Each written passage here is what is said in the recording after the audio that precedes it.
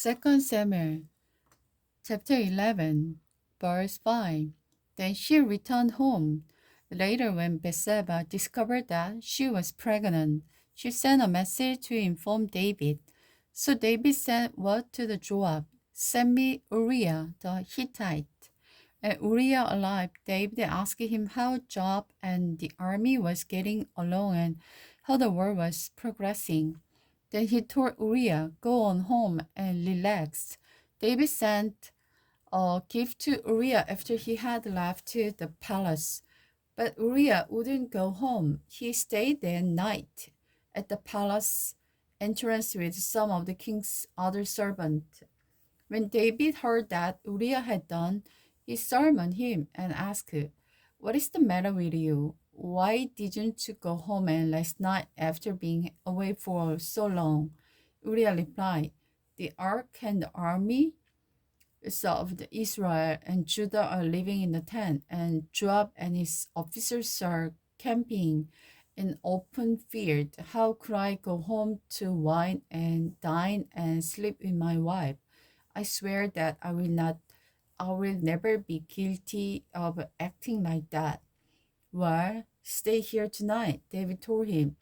"Tomorrow you may return to the army."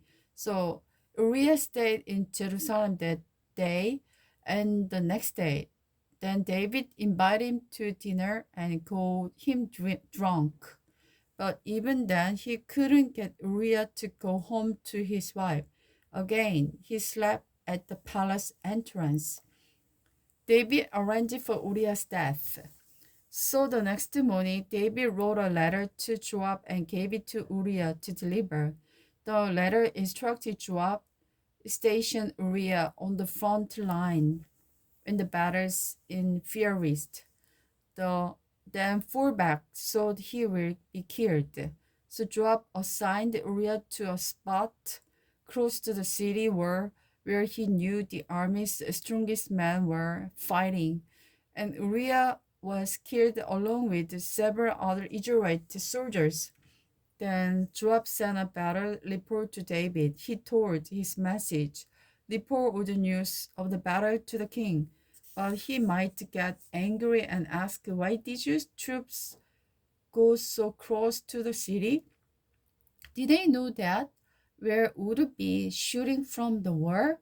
Wasn't Gideon's son Abimelech killed at and Thebes by the woman who threw a millstone down on him? Then tell him Uriah the Hittite was killed too." So the messenger went to Jerusalem and gave a complete report to David. "The enemy came out against us," he said, "and as we chased them back to the city gate, the archers on the wall shoot arrows at us. Some of our men were killed, including Uriah the Hittite." "Well, tell Joab not to be discouraged," David said. "The sword killed one as well as another. Fight harder next time. Conquer the city." When Bathsheba heard that her husband was dead, she mourned for him. When the period of mourning was over, David sent for her and brought her to the palace, and she became one of his wives. Then she gave birth to a son, but the Lord was very displeased with what David had done. Nathan rebuked David. So the Lord sent Nathan the prophet to tell David this story.